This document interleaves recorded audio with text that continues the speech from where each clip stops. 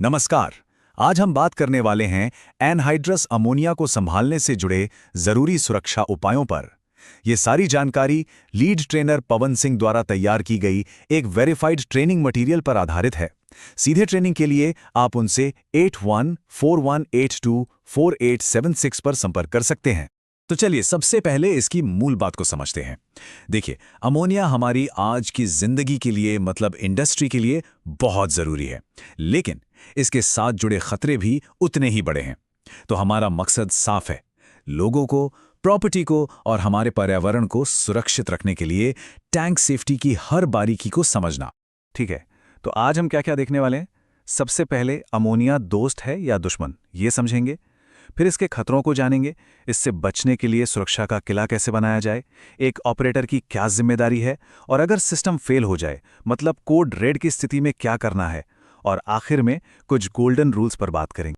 किसी भी खतरे को काबू में करने का पहला नियम क्या है, उसे अच्छी तरह से समझना। तो सवाल यह है कि हम आखिर किस चीज का सामना कर रहे हैं।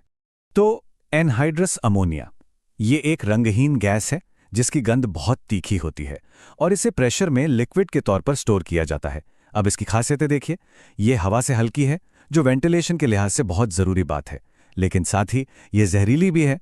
ज्यादा कॉन्सेंट्रेशन में इसमें आग भी लग सकती है, और हाँ, ये किसी भी जीवित टिश्यू को जला सकती है, मतलब बहुत संक्षारक है। और इन्हीं गुणों की वजह से अगर कोई चूक हो जाए तो जहरीली गैस का रिसाव हो सकता है, केमिकल बर्न्स हो सकते हैं, यहां तक कि धमाका भी हो सकता है। और ये चूक होती क्यों है? ज्यादातर मामलों में वजह होती है जंग लगना, रखरखाव में कमी या फिर कोई बाहरी टक्कर। तो इन खतरों से निपटने के लिए हम क्या करते हैं? हम एक मजबूत किला तैयार करते हैं। चलिए देखते हैं कि ये किला कैसे बनाया जाता है। इस किले की पहली और सबसे मजबूत दीवार है खुद स्टोरेज टैंक। जैसा कि यहां दिख रहा है, प्रेशर, तापमान और कितनी मात्रा में स्टोर करना है, इन सब जरूरतों के हिसाब से अलग अलग तरह के टैंक इस्तेमाल होते हैं, जैसे प्रेशर वाले, रेफ्रिजरेटेड, बुलेट या गोलाकार टैंक।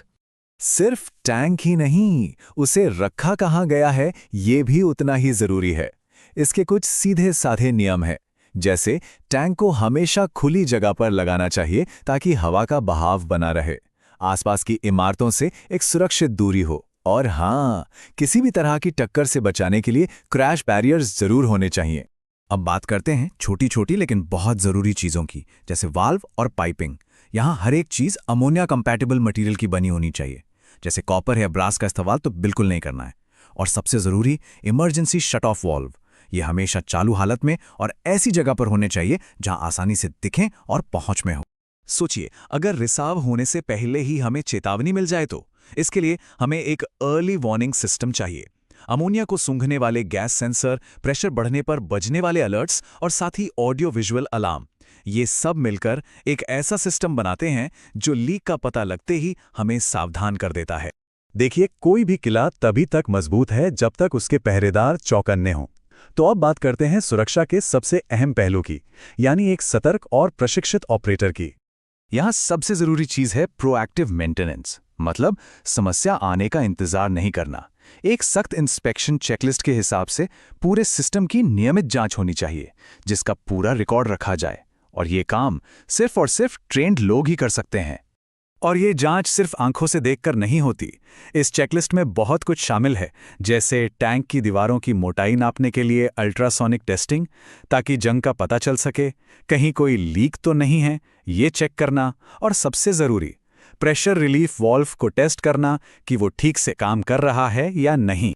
जब अमोनिया को लोड या अनलोड किया जा रहा हो तब जरा से भी लापरवाही नहीं चलेगी। जो स्टैंडर्ड ऑपरेटिंग प्रोसीजर यानी एसओपी बनाया गया है, उसके हर एक स्टेप को हर बार बिना चूके फॉलो करना है, जैसे इक्विपमेंट को ग्राउंड और बॉन्ड करना, होज को ठीक से लगाना और भरने के दौरान लेवल और प्रेशर पर लगातार नजर रखना।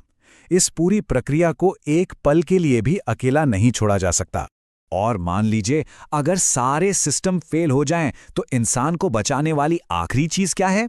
वो है पर्सनल प्रोटेक्टिव इक्विपमेंट यानी पीपीई। ये हमारी आखिरी सुरक्षा कवच है।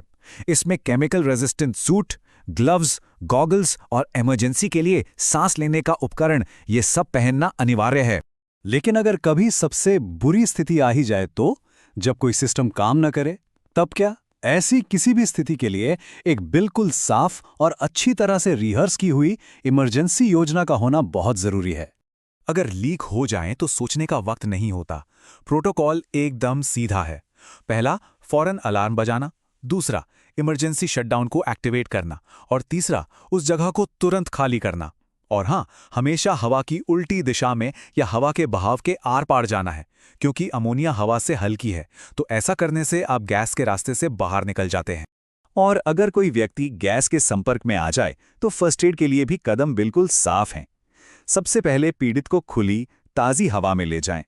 अगर गैस त्वचा या आंखों के संपर्क में आई है तो उस हिस्से को ढेर सारे पानी से धोएं और बिना देर किए तुरंत मेडिकल मदद बुलाएं।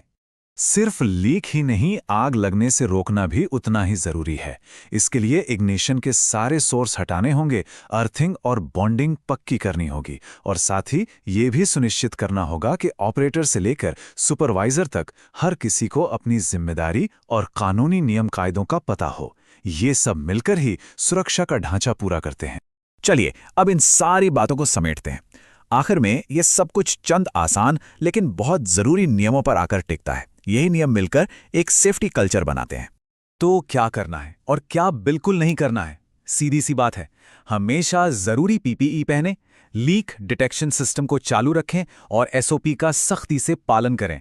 और क्या नहीं करना है? किसी भी अजीब गंध को नजरअंदाज ना करें, किसी भी सेफ्टी डिवाइस को बाईपास करने की कोशिश ना करें और किसी भी अनजान या अनट्रेन्ड व्यक्ति को उस एरिया में ना आने दें। और आखिर में बस यही एक बात याद रखनी है, हाँ, अमोनिया खतरनाक है, इसमें कोई शक नहीं, लेकिन इसे काबू में रखा जा सकता है।